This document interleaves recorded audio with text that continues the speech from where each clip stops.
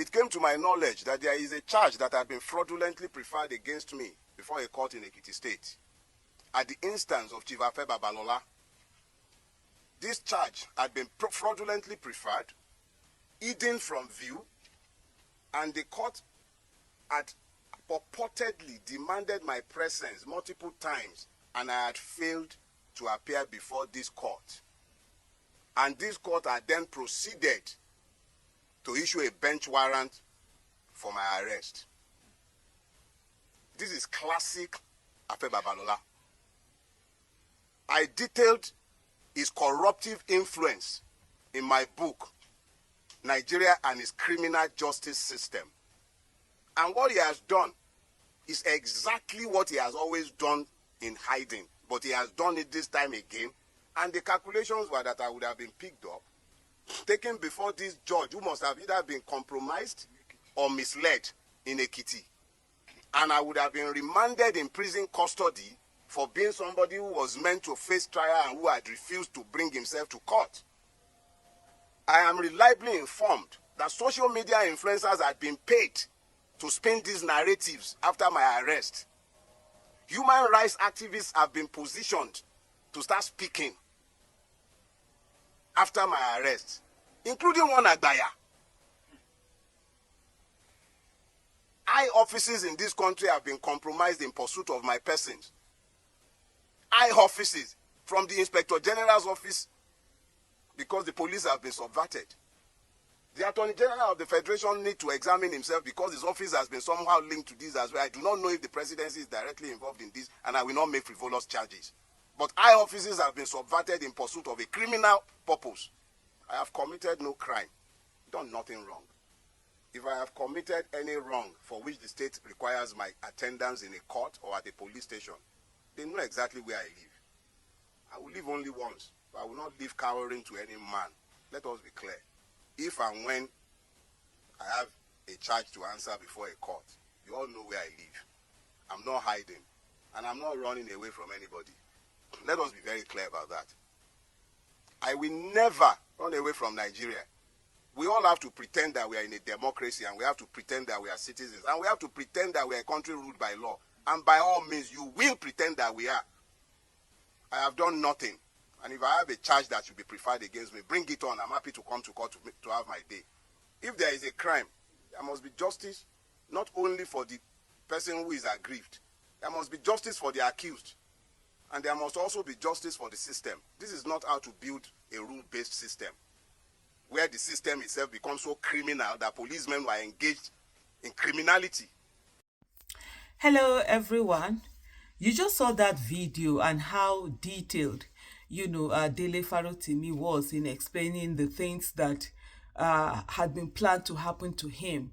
And that is exactly what is playing out right now.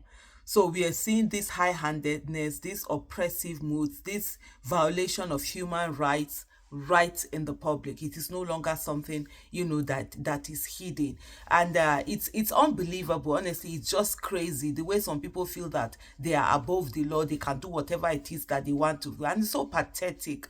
Just watching all the events that have been unfolding in the last few days, and here saying that they're not going to give Dele Farotimi bail and all of that. The Nigerian judiciary should be absolutely ashamed of itself. It's such a disgust, you understand, when you think about the fact that you come from the same country that this kind of judiciary is part of. A lot of judiciary in other countries are actually like activists.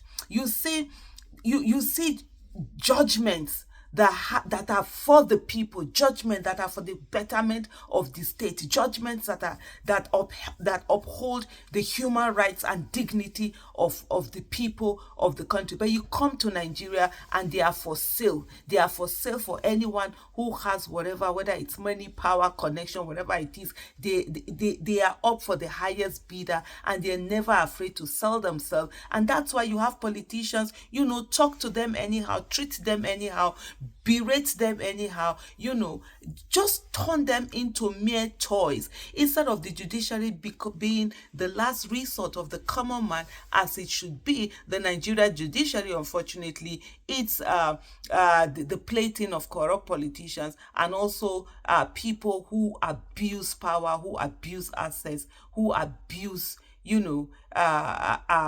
whatever it is that they think that they have, whether it's money or what have you. It's totally annoying, it's totally unbelievable, it's totally not acceptable, and we must come for a place where we understand the fact that injustice to one is injustice to all, and we will not stand by and allow this to continue to happen. So whoever it is that they have deployed to come out and speak anyhow, in short, I saw one that was just speaking, as far as I'm concerned, some nonsense on Twitter, and I just unfollowed him. This is someone that we followed each other for literally like I would say for like maybe like almost 10 years.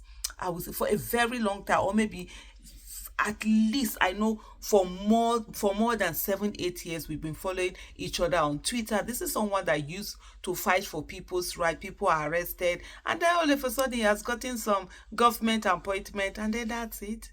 You now begin to talk nonsense, begin to say that, oh, this. For me, like I said, I don't block people because it's your right whether you want to be in my set. But you see that follow, I am very mindful of where I put myself in. You can bring your nonsense, come abuse me from morning to night. That's your personal thing. I can read it and laugh. But you see me, I don't put myself in place where they're talking nonsense and rubbish. And so so if I'm following you, that's why I feel like especially on Twitter, I follow not too many people because I don't want to. I'm very picky when it comes to that, and I just literally unfolded. He was just talking all sorts of some nonsense about Afe Babalola supported PO, Dele Farotimi supported. So why are people calling it APC government? Are you okay? Who is the APC legitimate government? Is it not the one in this thing right now? The security agent is under what? Is it not the security agency that is doing this?